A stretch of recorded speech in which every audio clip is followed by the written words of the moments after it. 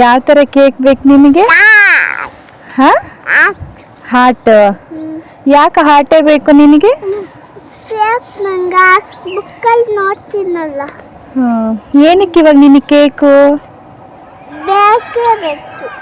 Cake ಏನಕ್ಕೆ? ನಾಳೆ ಏನಿರೋದು ಸ್ಪೆಷಲ್ ನಿಂದು? Happy birthday to you. Happy birthday to you. Happy birthday to you ಅಂತ ನಾವು ಹೇಳಬೇಕು, ನೀನು ಹ್ಯಾಪಿ ಬರ್ಡೇ ಟು ಮೀ ಅಂತ ಹೇಳ್ಕೋಬೇಕು.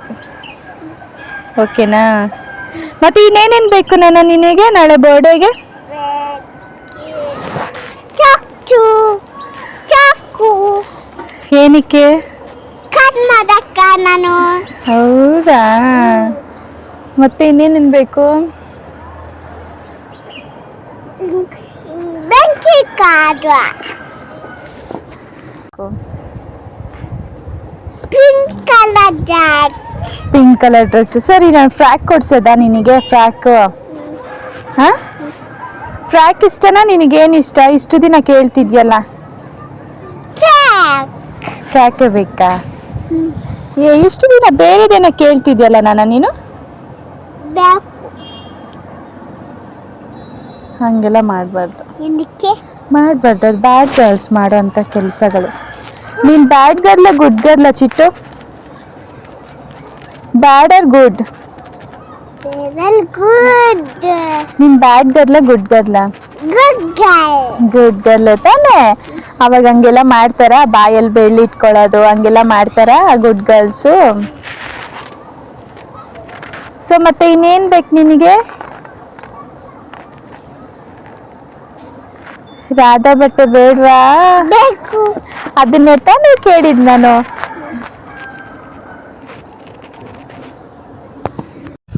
ನಮಸ್ತೆ ಎಲ್ಲರಿಗೂ, welcome back to my channel Lavanya Ranjith vlogs. ನಾನು ನಿಮ್ಮ ಲಾವಣ್ಯ. ಎಲ್ಲರೂ ಹೇಗಿದ್ದೀರಾ? ಎಲ್ಲರೂ ಚೆನ್ನಾಗಿದ್ದೀರಾ ಅಂದ್ಕೊಂಡಿದ್ದೀನಿ. ನಾನು ಕೂಡ ಚೆನ್ನಾಗಿದ್ದೀನಿ. ಬನ್ನಿ ವಿಡಿಯೋ ಸ್ಟಾರ್ಟ್ ಮಾಡೋಣ. ಇವತ್ತೇನಪ್ಪ ಅಂತಂದರೆ ಹೂವು ಕಟ್ಟೋದಿತ್ತು. ಸೊ ಮನೆ ಹತ್ರನೇ ನಾನು ಪನ್ನೀರ್ ಗಿಡನ ಬೆಳೆಸ್ಕೊಂಡಿದ್ದೀನಿ, ಅದರಲ್ಲೇ ಕಟ್ ಮಾಡ್ಕೋತಾ ಇದ್ದೀನಿ. ತುಂಬ ಅಪರೂಪ ನಾನು ಇದರಲ್ಲಿ ತೊಗೊಳ್ಳೋದು. ಇವತ್ತು ಹೂವು ತೊಗೊಂಬರೋಕ್ಕೆ ಹೇಳಿದ್ದೆ, ಅದಕ್ಕೆ ಕಟ್ ಮಾಡ್ಕೊಳ್ಳೋಣ ಅಂತ ಹೇಳಿ ಕಟ್ ಮಾಡ್ಕೋತಾ ಇದ್ದೀನಿ. ಏನಕ್ಕೆ ಅಂತಂದರೆ ಒಂದು ಸ್ಪೆಷಲ್ ಡೇ ಇದೆ ನಾಳೆ. ಹಾಗಾಗಿ ನನಗಿದು ಒಂಥರ ಹಬ್ಬದ ಥರನೇ ಆಗ್ಬಿಟ್ಟುತ್ತೆ. ಏನಂತಂದರೆ ಚಿಟ್ಟಿ ಬರ್ಡೇ. ಅವಳು ಹುಟ್ಟಿದಬ್ಬ ನನಗೆ ಒಂಥರ ಹಬ್ಬದ ವಾತಾವರಣನೇ ಒಂಥರ ಅನ್ನಿಸ್ತಿರುತ್ತೆ, ನನಗೆ ಹಬ್ಬದ ಥರನೇ ಅನ್ನಿಸ್ತಿರುತ್ತೆ ಆವತ್ತಿನ ದಿನ. ಸೊ ಅದಕ್ಕೆ ಎಲ್ಲ ರೆಡಿ ಮಾಡ್ಕೋತಾ ಇದ್ದೀನಿ. ಹೂವು ಥರ ಕೇಳಿದ್ದೆ ರಂಜಿತ್ಗೆ, ಅವ್ರು ತೊಗೊಂಬರ್ತಾರೆ ಅಂತ ಹೇಳಿದ್ರು. ಹಂಗಾಗಿ ರೆಡಿ ಮಾಡಿಕೊಂಡು ಕಟ್ಕೊಂಡು ಎತ್ತಿಟ್ಕೊಂಡೆ. ಇದು ಅದರ ನೆಕ್ಸ್ಟ್ ಡೇ ಅಂದರೆ ಚಿಟ್ಟು ಬರ್ಡೇ ದಿನ. ಸೊ ಬೆಳಗ್ಗೆ ಬೇಗ ಎದ್ದು ಬಾಗಿಲೆಲ್ಲ ಕ್ಲೀನ್ ಮಾಡಿಕೊಂಡು ಒರೆಸಿ ರಂಗೋಲಿ ಎಲ್ಲ ಹಾಕ್ಕೊಂಡು ಬೇಗ ಬೇಗ ಕೆಲಸ ಮುಗಿಸ್ಕೊಂಡು ದೇವಸ್ಥಾನಕ್ಕೆ ಹೋಗಬೇಕು ಅಂತ ಅಂದ್ಕೊಂಡಿದ್ದು ಆಯಿತು. ಅದು ಕರೆಕ್ಟಾಗಿ ಚೆನ್ನಾಗೇ ಆಯಿತು. ಬೇರೆ ದಿನದಲ್ಲಿ ಮಾಡೋದಕ್ಕಿಂತ ಬೇಗ ಬೇಗ ಬೇಗ ಒಂದು ಇಂಟ್ರೆಸ್ಟ್ ಕೊಟ್ಟು ಅವಳ ದಿನ ಅವಳ ಕೆಲಸಗಳು ಅವಳಿಗೆ ಒಂದು ಅವಳು ಸಂಬಂಧಪಟ್ಟ ಏನೇ ಆಗಿರ್ಬೋದು ನನಗೆ ಎಕ್ಸ್ಟ್ರಾ ಕೇರು ಎಕ್ಸ್ಟ್ರಾ ಇಷ್ಟಪಟ್ಟು ಮಾಡ್ತೀನಿ. ಹಂಗಾಗಿ ಬೇರೆ ದಿನ ಆದರೆ ಎದ್ದೇಳೋಕ್ಕೆ ಕಷ್ಟ ಆಗುತ್ತೆ, ಆದರೆ ಇವತ್ತಿನ ದಿನ ನನಗೆ ಹಂಗೆ ಆಗಲೇ ಇಲ್ಲ. ಬೆಳಗಾಗಿದ್ದ ತಕ್ಷಣ ಎದ್ದು ಮಾಡ್ಕೋತಾ ಇದ್ದೀನಿ ಕೆಲಸಗಳಿಲ್ಲಿ. ಸೊ ಫಸ್ಟು ಇಲ್ಲಿ ಗುಡಿಸ್ಬಿಟ್ಟು ಒರೆಸ್ಬಿಟ್ಟು ರಂಗೋಲಿ ಎಲ್ಲ ಹಾಕಿ ಒಳಗಡೆ ಬಂದರೆ ಒಳಗಡೆ ಕೆಲಸ ಕಂಪ್ಲೀಟಾಗಿ ಮಾಡ್ಕೋಬೋದು. ಹಾಗಾಗಿ ಫಸ್ಟ್ ಇಲ್ಲಿ ಮಾಡೋಣ ಅಂಥೇಳಿ ಮಾಡ್ತಾಯಿದ್ದೀನಿ. ಈ ರಂಗೋಲಿ ಕಲ್ತ್ಕೊಂಡಿದ್ದೆ. ನನಗೆ ಫಸ್ಟ್ ಹೇಳ್ದಾಗೆ ನನಗೆ ರಂಗೋಲಿಗಳು ಹಾಕೋಕ್ಕೆ ಬರೋಲ್ಲ. ಸೊ ಇದನ್ನು ಕಲ್ತ್ಕೊಂಡಿದ್ದೆ, ಹೇಗೋ ಆಗ ಹಾಕಿದ್ದೀನಿ. ಚೆನ್ನಾಗಿದೆಯಾ ಹೇಳಿ. ಸರಿ, ಎಲ್ಲ ಬಾಗಿಲೆಲ್ಲ ಒರೆಸಿ ಅರ್ಶಿನ ಕುಂಕುಮ ಇಟ್ಟು ರಂಗೋಲಿ ಬಿಟ್ಟು, ಇಲ್ಲೂ ಅಷ್ಟೇ ತುಳಸಿ ಪಾಟ್ ಹತ್ರನೂ ಒಂದು ಚಿಕ್ಕ ರಂಗೋಲಿ ಹಾಕಿ ಒಳಗಡೆ ಬಂದೆ. ಅಷ್ಟೊತ್ತಿಗೆ ಚಿಟ್ಟು ಎದ್ದಿದ್ಲು. ಸರಿ, ಅವಳಿಗೆ ಫಸ್ಟಿಂದನೂ ಅಷ್ಟೇ ಎಷ್ಟೊಂದು ದಿನದಿಂದ ಹೇಳ್ತಿದ್ಲು ಗೊತ್ತಾ ಅಮ್ಮ, ನನಗೆ ಲಾಸ್ಟ್ ಇಯರ್ ಅವಳಿಗೆ ನಾನು ಈ ಥರ ಸ್ನಾನ ಮಾಡಿಸಿದ್ದೆ. ಅದನ್ನು ಹಂಗೆ ನೆನ್ಪಿಟ್ಕೊಂಡು ಅದೇ ಥರನೇ ನನ್ನ ಬರ್ಡೇಗೆ ಮಾಡಿಸ್ಬೇಕು ಅಂತ ಹೇಳ್ತಾಯಿದ್ಲು. ಅವಳ ಆಸೆ ಯಾಕೆ ನಾನು ಬೇಡ ಅಂತ ಹೇಳಬೇಕು ಅಂಥೇಳಿ ಅವಳು ಸ್ನಾನ ಮಾಡೋ ನೀರಿಗೆ ಇದನ್ನೆಲ್ಲ ಫ್ಲವರ್ಸ್ ಎಲ್ಲ ಹಾಕಿ ಸ್ನಾನ ಮಾಡಿಸೋಣ ಅಂತ ಹೇಳಿ ಬಿಡಿಸ್ಕೊತಾ ಇದ್ದೀನಿ ಇಲ್ಲಿ. ಚಿಟ್ಟು ಎದ್ದಿದ ತಕ್ಷಣ ಅವಳಿಗೆ ವಿಶ್ ಮಾಡಿ ಕರ್ಕೊಂಡು ಬಂದು ಆಯಿಲ್ ಹಚ್ಚಿ ಎಣ್ಣೆ ಸ್ನಾನ ಮಾಡಿಸೋಣ ಅಂತ ಹೇಳಿ ಆಯಿಲ್ ಹಚ್ತಾ ಇದ್ದೀನಿ. ರಂಜಿತ್ ಇದ್ದರು. ರಂಜಿತ್ ನನ್ನ ಬರ್ಡೇಗೂ ಇರಲಿಲ್ಲ, ಚಿಟ್ಟು ಬರ್ಡೇಗೆ ನೀವು ಇರಲೇಬೇಕು ಅಂತ ಹೇಳಿ ಕಂಡೀಷನ್ ಹಾಕಿದ್ದೆ ಫಸ್ಟೇ, ಸರಿ ಅಂತ ಹೇಳಿ ಅವರು ಇದ್ದರು. ಅವರೂ ಸ್ವಲ್ಪ ಎಣ್ಣೆ ಹಚ್ಬಿಟ್ಟು, ಅವರೇ ಜಾಸ್ತಿ ಹಚ್ಚಿಲ್ಲ, ನಂತರ ಸ್ವಲ್ಪನೇ ಹಚ್ಚಿದ್ರು. ಹಚ್ಬಿಟ್ಟು ಕರ್ಕೊಂಡೋಗಿ ತೋರಿಸ್ದೆ ನಾನು ಈ ಥರ ಫ್ಲವರ್ಸ್ ಎಲ್ಲ ಹಾಕಿ ಇವತ್ತು ಅದೇ ಥರ ಸ್ನಾನ ಮಾಡಿಸೋದು ಅಂತೇಳಿ. ಸಖತ್ ಖುಷಿ ಆಗ್ಬಿಟ್ಲು ಚಿಟ್ಟು.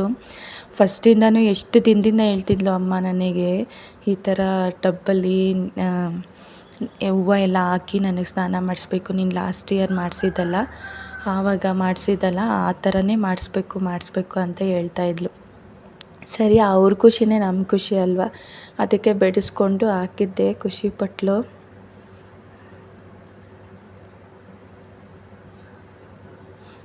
ಎಗರಾಡ್ತಿದ್ಲು. ಖುಷಿ ಆಯ್ತಮ್ಮ ಥ್ಯಾಂಕ್ಸ್ ಅಮ್ಮ ಅಂತ ಹೇಳ್ಬಿಟ್ಟು. ಸರಿ ಅಂತ ಹೇಳಿ ಅದಕ್ಕೆ ಒಂಚೂರು ಅರಿಶಿನ ಹಾಕಿದೆ, ಒಂಚೂರು ಅಕ್ಷತೆ ಕಾಳು ಹಾಕಿ ಸ್ನಾನ ಮಾಡಿಸ್ತಿದ್ದೆ. ಇದಕ್ಕೆ ಹಾಲು ಹಾಕಿದ್ರೂ ತುಂಬ ಒಳ್ಳೆಯದಾಗತ್ತೆ. ಯಾಕಂದರೆ ನಾವು ಹಾಲು ಮನೇಲಿ ಇರಲಿಲ್ಲ, ಹಾಲು ತುಂಬ ಕಡಿಮೆ ನಾವು ಬಳಸೋದು, ಹಂಗಾಗಿ ಇರಲಿಲ್ಲ. ಸರಿ, ಇದು ಇಷ್ಟನ್ನೇ ಹಾಕಿ ಮಾಡಿಸ್ದೆ. ಬರಲೇ ಇಲ್ಲ, ಎದ್ದು ಬಾ ಸ್ನಾನ ಎಲ್ಲ ಮುಗ್ದಿತ್ತು. ನನಗೆ ಇವಳು ಕೆಲಸ ಮುಗಿದ್ರೆ ಒಂದು ಅರ್ಧ ಕೆಲಸ ಮುಗ್ದಂಗೆ ರಿಲೀಫ್ ಆಗುತ್ತೆ. ಹಂಗಾಗಿ ಬಾ ಮೈ ಒರೆಸಿ ಹೊಸ ಬಟ್ಟೆ ಹಾಕೋಣ ಅಂತ ಹೇಳಿದ್ರೆ ಬರಲೇ ಇಲ್ಲ. ಸೊ ಅವಳನ್ನ ಕರ್ಕೊಂಡು ಬಂದು ಅವಳಿಗೆ ಬಟ್ಟೆ ಎಲ್ಲ ಹಾಕಿ ನಾನು ಸ್ನಾನ ಮಾಡಿಕೊಂಡು ದೇವ್ರ ಮನೆಗೆ ಬಂದೆ. ಇದೆಲ್ಲ ತೆಗ್ದು, ಹಳೆ ಹೂವು ಎಲ್ಲ ತೆಗ್ದು ಹೊಸ ಹೂವು ಹಾಕಿ ಕ್ಲೀನ್ ಮಾಡಿ ಚಿಟ್ಟು ಕೈಯಲ್ಲೇ ದೀಪ ಹಚ್ಸೋಣ ಅಂತ ಹೇಳ್ಬಿಟ್ಟು ಇವತ್ತು ಸ್ಯಾರಿ ಹಾಕ್ಕೊಂಡಿದ್ದೀನಿ. ದೇವಸ್ಥಾನಕ್ಕೆ ಹೋಗೋದಿತ್ತು, ಹಂಗಾಗಿ ದೇವಸ್ಥಾನದ ಹತ್ರ ಒಂದು ಹೋಮ ಇತ್ತು. ಇವತ್ತು ಚಿಟ್ಟು ಬರ್ಡೇ ದಿನ ಹೋಮ ಇರೋದು ಇನ್ನೂ ಖುಷಿ ನನಗೆ. ಯಾಕಂದರೆ ನಮ್ಮ ಮನೆ ದೇವರು ಯಲ್ಲಮ್ಮ ತಾಯಿದು ದೇವಸ್ಥಾನ ಕಟ್ಟೋದಕ್ಕೆ ರೆಡಿ ಮಾಡ್ತಿದ್ರು, ಹಾಗಾಗಿ ಅಲ್ಲಿಗೆ ಹೋಗ್ಬೇಕಿತ್ತು. ಪಾಯ ಹಾಕೋಕ್ಕೆ ಎಲ್ಲ ರೆಡಿ ಮಾಡ್ಕೊತಿದ್ರು. ಭೂವರಹ ಸ್ವಾಮಿ ಹೋಮ ಇಟ್ಕೊಂಡಿದ್ದು, ಹಂಗಾಗಿ ಹೋಗಬೇಕು ಅಂತ ಹೇಳಿ ಅಲ್ಲಿಗೆ ಸಾರಿನೇ ಹಾಕ್ಕೊಂಡು ಬರ್ಬೇಕು ನೀನು, ಅದು ಈ ಸಾರಿನೇ ಹಾಕ್ಕೊಂಬರ್ಬೇಕು. ರಂಜಿತ್ ಹತ್ರ ಪ್ರಾಬ್ಲಮ್ ಏನಂತಂದರೆ, ಇವಾಗ ಆ ಸ್ಯಾರಿ ಚೆನ್ನಾಗಿ ಕಾಣ್ತಿದೆ ಅಂತಂದರೆ ಅದನ್ನು 10 ಸಲ ಹಾಕ್ಕೊಂಡ್ರೂ ಪರವಾಗಿಲ್ಲ, ಬಟ್ ಅದನ್ನೇ ಹಾಕ್ಕೋಬೇಕು. ಆ ಥರ ನಾನು ಬೇರೆದು ಹಾಕ್ಕೊಳ್ಳೋದಕ್ಕೆ ಬಿಡಲ್ಲ. ಹಂಗಾಗಿ ನಾನು ಇದನ್ನು ಲಾಸ್ಟ್ ಟೈಮು ಮಾದೇಶ್ವರನ ಬೆಟ್ಟಕ್ಕೆ ಹೋದಾಗ ಹಾಕ್ಕೊಂಡಿದ್ದೆ, ಅದೇ ಹಾಕ್ಕೋ ಪರವಾಗಿಲ್ಲ ಅಂತೇಳಿ ಅದನ್ನೇ ಉಡಿಸಿದ್ರು. ನಾನು ಚಿಟ್ಟಿ ಬರ್ಡೇಗೆ ಹೊಸ ಡ್ರೆಸ್ ತೊಗೊಂಡಿದ್ದೆ, ಸರಿ ಸಂಜೆ ಹಾಕ್ಕೊಳ್ಳೋಣ ಅಂತ ಹೇಳಿ ನಾನಿವತ್ತು ಈ ಸ್ಯಾರಿನೇ ಹಾಕ್ಕೊಂಡೆ. ಚಿಟ್ಟು ಎಲ್ಲ ರೆಡಿಯಾಗಿ ಬಂದಳು. ಆ್ಯಕ್ಚುಲಿ ಚಿಟ್ಟುಗೆ ನಾನು ಬೇರೆ ಡ್ರೆಸ್ ಬುಕ್ ಮಾಡಿದ್ದು, ಅವಳಿಗೆ ಲಂಗ ಬ್ಲೌಸ್ ಅಂದರೆ ಇಷ್ಟ ಅಲ್ವಾ, ಹಂಗಾಗಿ ಲಂಗ ಬ್ಲೌಸೇ ಬುಕ್ ಮಾಡಿದೆ. ಆದರೆ ಅದು ಬರಲೇ ಇಲ್ಲ, ಏನೋ ಅಡ್ರೆಸ್ ಏನೋ ಇಶ್ಯೂ ಆಗಿ ಬರಲಿಲ್ಲ ಅಂತ ಹೇಳಿದ್ರು. ಸರಿ ಆಯಿತು, ಇನ್ನೇನು ಮಾಡೋದು, ಇನ್ನು ಅದು ಬಂದಿಲ್ಲ, ಒಂದೇ ಆಗಿಬಿಡುತ್ತೆ ಅಂತ ಹೇಳಿ ನಿನ್ನೆ ಹೋಗಿ ಬೇರೆ ಡ್ರೆಸ್ ತೊಗೊಂಬಂದೆ. ಅದು ಅನ್ಎಕ್ಸ್ಪೆಕ್ಟೆಡಾಗಿ ಬ್ಲೂನೇ ಆಗಿತ್ತು, ಆದರೆ ಅದನ್ನು ಬ್ಲೂ ತಗೋಬೇಕು ಅಂತ ನಾನು ತೊಗೊಂಡಿಲ್ಲ, ಅದು ಬ್ಲೂನೇ ಆಯಿತು. ಈ ಸಲ ಬ್ಲೂ ಕಲರ್ ನಾನು ಪ್ಲ್ಯಾನ್ ಮಾಡಿದ್ದು. ಪ್ರತಿ ಒಂದು 3 ಇಯರ್ಸಿಂದ ಅವಳ ಬರ್ಡೇಗೆ ನಾವು ಪೇರಪ್ ಮಾಡ್ಕೋತೀವಿ, ನಾನು, ರಂಜಿತು ಮತ್ತು ಚಿಟ್ಟು ಒಂದೇ ಥರ. ಫಸ್ಟ್ ಬರ್ಡೇಗೂ ಅದೇ ಥರ ಮಾಡ್ಕೊಂಡ್ವಿ, ಸೆಕೆಂಡ್ ಬರ್ಡೇಗೂ ಅದೇ ಥರ ಮಾಡ್ಕೊಂಡ್ವಿ. ಈ ಬರ್ಡೇಗೂ ನಾನು ಈ ವರ್ಷ ಬ್ಲೂನ ಪೇರಪ್ ಮಾಡೋಣ ಅಂತ ಹೇಳಿ ಪ್ಲ್ಯಾನ್ ಮಾಡಿದ್ದೆ. ಸರಿ ಅಂತೇಳಿ ಇವಳಿಗೆ ಬೇರೆ ಬಟ್ಟೆ ತಂದಿದ್ದು, ಇದನ್ನು ಕೇಕ್ ಕಟ್ಟಿಂಗ್ಗೆ ಅಂತ ತಂದಿದ್ದು. ಇನ್ನೊಂದು ಡ್ರೆಸ್ ಹಾಕೋ ಅಂತಂದರೆ ಹಾಕ್ಕೊಂಡೇ ಇಲ್ಲ, ಎಷ್ಟೊಂದು ಹಠ ಮಾಡ್ತಿದ್ದಾಳೆ ಗೊತ್ತಾ. ಇನ್ನು ಬರ್ಡೇ ದಿನ ಅವಳಿಗೆ ಯಾವ್ದು ಇಷ್ಟ ಆಗುತ್ತೋ ಅದನ್ನೇ ಹಾಕೋಣ. ಇದು ನಾನು ಏನು ಪ್ಲ್ಯಾನ್ ಮಾಡಿದ್ದು ಅಂತಂದರೆ, ಈಗ ಡೇ ಟೈಮಲ್ಲೆಲ್ಲ ನಾನು ಸೆಕೆ ಜಾಸ್ತಿ ಇರುತ್ತೆ, ಸೊ ಈ ಗೌನ್ ಹಾಕ್ಕೊಂಡ್ರೆ ಅವಳ ಕೈಯಲ್ಲಿ ಇರೋಕ್ಕಾಗಲ್ಲ. ಅದಕ್ಕೆ ನಾನು ಮೆತ್ತಗಿರೋದು, ಅದೂ ಒಂಥರ ಫ್ರಾಕ್ ಥರನೇ ಚೆನ್ನಾಗಿದೆ, ಅದನ್ನು ತಂದರೆ ಅದನ್ನು ಹಾಕ್ಕೊಂಡೇ ಇಲ್ಲ. ಅಮ್ಮ ಇದನ್ನು ಕೇಕ್ ಕಟ್ಟಿಂಗ್ ಹಾಕ್ಕೊಳ್ಳಿ, ಅದನ್ನು ಒಂದು ಸಲ ಹಾಕ್ಕೋ ಅಂತ ಹೇಳಿದ್ರೆ ಹಾಕ್ಕೊಂಡೇ ಇಲ್ಲ. ನನಗಿದ್ದೇ ಬೇಕು, ಇದನ್ನೇ ಹಾಕ್ಕೋತೀನಿ, ನನಗಿನ್ಯಾವುದು ಬೇಡ ಅಂತ ಹಠ ಮಾಡ್ತಾನೇ ಇದ್ಲು. ಸರಿ, ಅವಳಿಗೆ ಯಾವುದು ಇಷ್ಟನೋ ಅದನ್ನೇ ಹಾಕ್ಕೊಂಡ್ಲಿ ಅಂತ ಹೇಳಿ ನಾವೇನು ಮಾಡಿದ್ವಿ, ಅದನ್ನೇ ಹಾಕ್ಕೊಂಡು ದೇವಸ್ಥಾನದ ಹತ್ರ ಕರ್ಕೊಂಡೋದ್ವಿ. ನಾನೆಲ್ಲ ಪೂಜೆ ಮಾಡಿಸಿದ್ದೆ ಚಿಟ್ಟು ಕೈಯಲ್ಲಿ. ರಂಜಿತ್ ಮಾತ್ರ ಮಂಗಳಾರತಿ ಮಾಡಲಿ ಅಂತ ಹೇಳ್ಬಿಟ್ಟು ರಂಜಿತಿಗೆ ಬಿಟ್ಟಿದ್ದೆ.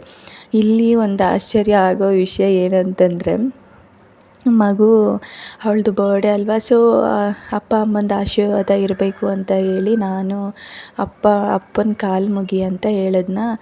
ಎಷ್ಟು ಚೆನ್ನಾಗಿ ಮುಗಿತಾಳೆ ಗೊತ್ತಾ ನನ್ನ ಮಗಳು. ತಲೆನೇ ತೊಗೊಂಡೋಗ್ಬಿಟ್ಟು ಅವ್ರ ಪಾದಗಳ ಮೇಲೆ ಇಟ್ಬಿಟ್ಟಿರ್ತಾಳೆ. ಪರವಾಗಿಲ್ಲ ನೀನು ಕೈಯಲ್ಲಿ ಮುಗಿ ಸಾಕು ಅಂತ ಹೇಳಿದ್ರೇನು ಇಲ್ಲ, ಅವಳು ಅದನ್ನೇ ಮಾಡೋದು, ತೊಗೊಂಡೋಗ್ಬಿಟ್ಟು ಅವ್ರ ತಲೆನೇ ಇಟ್ಬಿಟ್ಟಿರ್ತಾಳೆ. ನಿಜ ನನಗೆ ಎಷ್ಟು ನಗು ಬರ್ತಿತ್ತು ಗೊತ್ತಾ. ಸರಿ ಅಂತ ಹೇಳಿ ನಾನು ಇದು ಮಾಡ್ತಾಯಿದ್ದೆ. ನನ್ನ ಕಾಲು ಕಾಣಿಸ್ತಿರ್ಲಿಲ್ಲ, ಸ್ಯಾರಿ ಕವರ್ ಆಗಿತ್ತು. ಸ್ಯಾರಿನ ಎತ್ಬಿಟ್ಟು ಕಾಲು ಕಾಣಿಸ್ತಿಲ್ಲ ಅಂತ ಹೇಳಿ ಸ್ಯಾರಿನ ಎತ್ತಿ ಕಾಲ ಮೇಲೆ ತಲೆ ಇಟ್ಟು ಆಶೀರ್ವಾದ ತೊಗೊತಿದ್ದಾಳೆ. ಇದೊಂದು ನನಗೆ ಒಂಥರ ಸಖತ್ ಖುಷಿ ಆಗೋಯಿತು.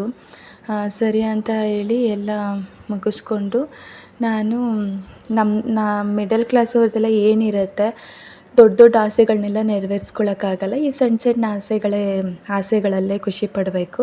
ಸೊ ಅವಳಿಗೆ ನನಗೆ ಸಿಂಪಲ್ಲಾಗಿ ಒಂದು ಕಾಲ್ಗೆಜ್ಜೆ ತೊಗೊಂಡಿದ್ವಿ. ನಾನು ಅವಳ ಕಾಲಿಗೆ ಹಾಕಿದೆ. ಅವಳಿಗೆ ಸಿಂಪಲ್ಲಾಗೇ ಇರಲಿ, ಯಾಕಂದರೆ ಸುತ್ತ ಗೆಜ್ಜೆ ಬರುತ್ತಲ್ಲ ಅದನ್ನು ಕೊಡಿಸಿದ್ವಿ. ಆದರೆ ಅದನ್ನು ಹಾಕ್ಕೋತಾನೇ ಇರಲಿಲ್ಲ. ಬೇಡ ನನಗೆ ಅಂತ ಅನ್ನೋಳು. ಅದಕ್ಕೆ ಸಿಂಪಲ್ಲಾಗಿರಲಿ ಅಂತ ಹೇಳಿ, ಆ್ಯಕ್ಚುಲಿ ನನಗೆ ಈ ವರ್ಷ ಅವಳಿಗೆ ಒಂದು ಕತ್ ಚೈನ್ ಕೊಡಿಸ್ಬೇಕು ಅಂತ ತುಂಬ ಆಸೆ ಇತ್ತು.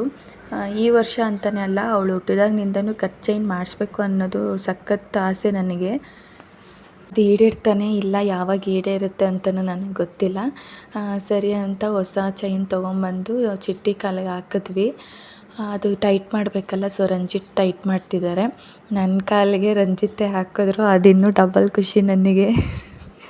ಹೆಣ್ಮಕ್ಳಿಗೆ ಗೊತ್ತಲ್ವ, ಈ ಥರ ಸಣ್ಣ ಸಣ್ಣ ಆಸೆಗಳೇ ಸಖತ್ ಖುಷಿ ತಂದು ಕೊಡೋದು. ಹಂಗಾಗಿ ಹಾಕು ಅಂತ ಕೇಳಿದೆ ನಾನು, ಬಟ್ ಏನೂ ಮಾತಾಡಿಲ್ಲ. ಬಾ ಹಾಕ್ತೀನಿ ಅಂತ ಹೇಳಿ ಹಾಕಿದ್ರು. ನಾನು ಸೋಫಾ ಮೇಲೆ ಎತ್ತಿ ಕಾಲಿಟ್ಕೊಂಡೆ. ಪರವಾಗಿಲ್ಲ ಇಲ್ಲೇ ಇಟ್ಕೊ ಅಂತ ಹೇಳಿದ್ರು. ಅವರು ಕಾಲ ಮೇಲೇ ಇಟ್ಕೊಂಡು ಹಾಕಿಸ್ಕೊತಾ ಇದ್ದೀನಿ. ಖುಷಿ ಆಯಿತು. ನಾನು ಸಿಂಪಲಾಗಿ ತೊಗೊಂಡೆ, ಬಟ್ ಬೆಳ್ಳಿ ರೇಟೆಲ್ಲ ಎಷ್ಟೊಂದು ಜಾಸ್ತಿ ಆಗಿದೆ ಗೊತ್ತಾ. ನಿಜ ನಮ್ಮಂಥವ್ರಿಗೆ ತೊಗೊಳಕ್ಕೆ ಚಿನ್ನ ಆಗಿರ್ಬೋದು, ಬೆಳ್ಳಿ ಆಗಿರ್ಬೋದು ತೊಗೊಳಕ್ಕೆ ತುಂಬಾ ಕಷ್ಟ ಆಗುತ್ತೆ. ನಾನು ಒಂದು ಆರ್ಟಿಫಿಷಿಯಲ್ದೊಂದು ಕರಿಮಣಿದು ಹಾಕ್ಕೊಂಡಿದ್ದೆ, ಅದನ್ನು ತೆಗೆದ್ಬಿಟ್ಟು ಹಾಕ್ತಾಯಿದ್ದಾರೆ. ಅಲ್ಲಿ ಹೋಮಗೆ ಟೈಮ್ ಆಗುತ್ತೆ ಅಂತ ಹೇಳಿ ಇಲ್ಲೆಲ್ಲ ಪಟ ಅಂತ ರೆಡಿ ಮಾಡಿಕೊಂಡು ದೇವಸ್ಥಾನದ ಹತ್ರ ಹೊರಟ್ವಿ. ಅಲ್ಲಿ ಹೋಗೋಷ್ಟೊತ್ತಿಗೆ ಕರೆಕ್ಟಾಗಿ ಹೋಮ ಸ್ಟಾರ್ಟ್ ಮಾಡೋದಕ್ಕೆ ಎಲ್ಲ ರೆಡಿ ಮಾಡಿ ಇಟ್ಕೊಂಡಿದ್ರು. ಕರೆಕ್ಟಾಗಿ ನಾವು ಹೋಮದ ಟೈಮ್ಗೆ ಹೋದ್ವಿ. ಇವತ್ತು ಅವಳ ಬರ್ಡೇ ಪ್ಲಸ್ ಹೋಮ ಎರಡೂ ನನಗೊಂಥರ ಖುಷಿ ತಂದುಕೊಡ್ತು. ಅವಳ ಬರ್ಡೇ ದಿನ ದೇವಸ್ಥಾನದ ಹತ್ರ ಹೋಗೋಣ ಅಂತ ಹೇಳಿ ಎಲ್ಲ ಮುಗ್ದಿತ್ತು. ಇವತ್ತು ಅವಳಿಗೆ ಇಷ್ಟ ಅಂತ ಹೇಳಿ ನಾನು ಟೊಮೆಟೊ ಬಾತು ಮತ್ತು ಒಂಚೂರು ಪಾಯಸ ಮಾಡಿದ್ದೆ. ಅವಳ ಕೈಯಲ್ಲೇ ತೊಗೊಂಡೋಗ್ಬಿಟ್ಟು ನನ್ನ ದೇವ್ರ ಮನೇಲಿ ಎಲ್ಲ ಇಡಿಸ್ಬಿಟ್ಟು ರೆಡಿ ಆಗಿಬಿಟ್ಟು ಹೊರಗಡೆ ಬಂದು ನಾನಿಲ್ಲಿ ಗೆಜ್ಜೆ ನೋಡ್ಕೊತಾ ಇದ್ದೀನಿ. ಸುಮಾರು ದಿನ ಆಗಿತ್ತು ಗೆಜ್ಜೆ ಹಾಕ್ಕೊಂಡು. ನಂದು ಫಸ್ಟ್ ಗೆಜ್ಜೆನೂ ಚೆನ್ನಾಗಿತ್ತು, ನಾನೇ ಕಿತ್ಬಿಟ್ಟಿದ್ದು. ಶೂ ತೆಗ್ಯೋಕ್ಕೆ ಹೋಗಿ ಚೈನ್ ಹಿಡ್ಕೊಂಡು ಎಳೆದ್ಬಿಟ್ಟೆ. ಸಿಂಪಲಾಗಿ ಹಾಕ್ಕೊಳ್ಳೋದಲ್ವ, ನಾನು ಎಷ್ಟು ಬೇಕೋ ಅಷ್ಟು ಜೋರಾಗಿ ಎಳೆದ್ಬಿಟ್ಟಿದ್ದೀನಿ, ಅದು ಕಿತ್ತೇ ಹೋಯಿತು. ಅದಾದಮೇಲೆ ಒಂದು ಸುಮಾರು ದಿನ ಆಯಿತು ನನಗೆ ಗೆಜ್ಜೆ ಹಾಕ್ಕೊಂಡು. ಸೊ ಇವಾಗೆ ಹಾಕ್ಕೊತಾ ಇರೋದು. ಚೆನ್ನಾಗಿದೆಯಾ? ಸರಿ, ಇದನ್ನೆಲ್ಲ ಮುಗಿಸ್ಕೊಂಡು ಹೊರಡೋಣ ಅಂತ ಹೇಳಿ ದೇವಸ್ಥಾನದ ಹತ್ರ ಹೋದ್ವಿ. ಅಲ್ಲಿ ಪೂಜೆ ಎಲ್ಲ ಹೋಮ ಎಲ್ಲ ಚೆನ್ನಾಗಾಯಿತು. ಒಂದು ಬೇಜಾರಿತ್ತು ನನಗೆ. ಆ್ಯಕ್ಚುಲಿ ಲಾಸ್ಟ್ ಟೈಮು ಒಂದು ಹೋಮ ಮಾಡಿಸಿದ್ರು. ಆ ದೇವಸ್ಥಾನನ ಬೀಳ್ಸೋದಕ್ಕೇ ಒಂದು ಹೋಮ ಮಾಡಿಸಿದ್ರು. ಆ ಹೋಮಗೆ ಕಾರಣಾಂತರಗಳಿಂದ ಹೋಗೋಕ್ಕಾಗಿರಲಿಲ್ಲ. ಈ ಹೋಮಗೆ ಮಿಸ್ಸೇ ಆಗಿಲ್ಲ. ಇದು ಫುಲ್ ಅಗೆದ್ಬಿಟ್ಟಿದ್ರು. ಎಷ್ಟು ಒಳಗಡೆ ಇತ್ತು ಗೊತ್ತಾ. ಮೇಲೆ ಕಾಣಿಸ್ತಿದೆ ನೋಡಿ ಊರೆಲ್ಲನೂ. ಒಳಗಡೆ ಇದ್ದಿದ್ದು ಎಲ್ಲ ಅಗೆದ್ಬಿಟ್ಟಿದ್ರು. ಹೋಗಿ ಅಲ್ಲಿ ಎಳೆಯೋದಕ್ಕೇ ಭಯ ಆಗಿತ್ತು. ಒಂದು ಮರದ್ದು ಮೆಟ್ಟಿಲುಗಳಿಟ್ಟಿದ್ದು, ಮೆಟ್ಟು ಅಂತಾರೆ ದೊಡ್ಡದು, ಇಟ್ಟಿದ್ರು. ಅದರ ಮೇಲೆ ನಿಂತ್ಕೊಂಡು ಇಳ್ಕೊಂಡು ಹೋಗಬೇಕಿತ್ತು. ಪೂಜೆ ಹೋಮ ಎಲ್ಲನೂ ಶಾಸ್ತ್ರೋಕ್ತವಾಗಿ ಮುಗೀತು. ಯಾಕಂದರೆ ಇಲ್ಲಿ ಕರೆಸಿದ್ದು ಐವಾರುಗಳು ಅಷ್ಟು ಫೇಮಸ್ಸು. ಎಲ್ಲ ಕಡೆನೂ ಸಖತ್ ಫೇಮಸ್ ಅವರು. ಐವಾರುಗಳೇ 4 ಜನ ಬಂದಿದ್ದರು. ಎಲ್ಲ ನೋಡಿಕೊಂಡು ಶಾಸ್ತ್ರೋಕ್ತವಾಗಿ ಮುಗಿಸ್ಕೊಟ್ರು. ಇಲ್ಲಿ ಆ ಕಲ್ಲುಗಳಿಗೆ ನಾವು ಇದಾಕಬೇಕಿತ್ತು, ಏನು ಹೇಳ್ತಾರೆ, ತೀರ್ಥ. ಸೊ ಎಲ್ಲರೂ ಎಷ್ಟು ಜನ ಬಂದಿದ್ದಾರೆ ಈ ಕಡೆ ತೋರಿಸ್ತಿದ್ದಾರೆ ನೋಡಿ, ಇವರು ಅವರೆಲ್ಲನೂ ಇವರು ಐವರುಗಳು ಮತ್ತು ಇಂಥ ಪೂಜೆಗೆ ಸೀರೆನೇ ಉಟ್ಕೊಂಡು ಬರಬೇಕು. ನಾನು ಡ್ರೆಸ್ ಹಾಕ್ಕೊಂಡೇ ಬರ್ತೀನಿ ನಾನು ಅಂತೇಳಿ. ರಂಜಿತ್ ಇಲ್ಲ ನೀನು ಸೀರೆನ ಉಟ್ಕೊಂಬರ್ಬೇಕು ಅಂತ ಹೇಳಿದ್ರು. ಅದಕ್ಕೆ ಇಲ್ಲೆಲ್ಲ ಸೀರೆನೇ ಉಟ್ಕೊಂಬಂದಿದ್ರು. ಸರಿ, ಇಲ್ಲಿ ಇನ್ನೊಂದು ಪ್ಲಸ್ ಪಾಯಿಂಟ್ ಏನಂತಂದರೆ ಅಲ್ಲೇನಾದರೂ ಕೆಲಸ ಮಾಡಬೇಕು, ಏನಾದರೂ ತಕ್ಕೊಡ್ಬೇಕು ಇಲ್ಲ ಮಾಡಬೇಕು ಅಂತ ಹೇಳಿದ್ರೆ ಸೀರೆ ಉಟ್ಕೊಂಡು ಹೋದವ್ರಿಗೆ ಇಂಪಾರ್ಟೆಂಟ್ ಕೊಡ್ತಾಯಿದ್ರು. ಆಮೇಲೆ ಅನ್ನಿಸ್ತು, ನಾನು ಸೀರೆ ಉಟ್ಕೊಂಬಂದಿದ್ದೆ ಒಳ್ಳೇದಾಯ್ತು ಅಂತ ಹೇಳ್ಬಿಟ್ಟು. ಈ ಬಿಂದಿಗೆನ ನಿನ್ನ ಕೈಯಲ್ಲಿ ಆದರೆ ಇಟ್ಕೊಮ್ಮ, ಇಲ್ಲಾಂತಂದರೆ ಪರವಾಗಿಲ್ಲ ಬೇರೆಯವ್ರು ಯಾರಾದರೂ ಇಟ್ಕೊತಾರೆ ಅಂತಂದರು. ದೇವ್ರ ಕಾರ್ಯ ಕಷ್ಟ ಆದರೂ ಇಟ್ಕೋಬೇಕಲ್ವ, ಅದಕ್ಕೆ ನಾನೇ ಕೊನೆ ತನಕ ಇಟ್ಕೊಂಡಿದ್ದೆ. ಸೊ ಅದೆಲ್ಲ ಮುಗಿಯೋಷ್ಟೊತ್ತಿಗೆ 1 ಗಂಟೆ 1:15 ಆಯಿತು. ಅಲ್ಲಿ ಪ್ರಸಾದ ಕೊಟ್ಟರು. ಪ್ರಸಾದ ರಂಜಿತ್ ತಿಂದರು, ನಾನು ತಿಂದಿಲ್ಲ. ಹಾಗೆ ಮನೆಗೆ ಬಂದುಬಿಟ್ಟು ಚಿಟ್ಟೆಗೆ ಯಾರೆಲ್ಲ ವಿಶ್ ಮಾಡಿದ್ರು ಅವರಿಗೆ ನಾನು ರಿಟರ್ನ್ ವಿಶಸ್ ಕಳಿಸ್ಬಿಟ್ಟು ಅವಳಿಗೆ ಬರ್ಡೇಗೆ ಏನಾದರೂ ಸಿಂಪಲ್ಲಾಗಿ ಡೆಕೋರೇಟ್ ಮಾಡ್ಕೊಂಡು ಆಮೇಲೆ ಕೇಕ್ ಕಟ್ ಮಾಡಬೇಕು ಅನ್ನೋದು ಮೈಂಡಲ್ಲಿತ್ತು. ಆದರೆ ನಾನು ಅಂದ್ಕೊಂಡಿದ್ದೆ ಒಂದು, ಅದಾಗಿದೆ ಇನ್ನೊಂದು. ಅದೇನು ನಾನು ಅಂದ್ಕೊಂಡಿದ್ದೇನೂ ಆಗಿಲ್ಲ. ಈ ಥರ ಡೆಕೋರೇಟ್ ಮಾಡ್ಕೊಂಡ್ವಿ. ಅವಳು ಕೇಕ್ ಕಟ್ ಮಾಡಬೇಕಾದ್ರೆ ಮತ್ತು ನಾವು ಮಾಡಿದ್ದು ಡೆಕೋರೇಟ್ ಎಲ್ಲ ನಾನು ವೀಡಿಯೋ ಮಾಡ್ಕೊಂಡಿದ್ವಿ.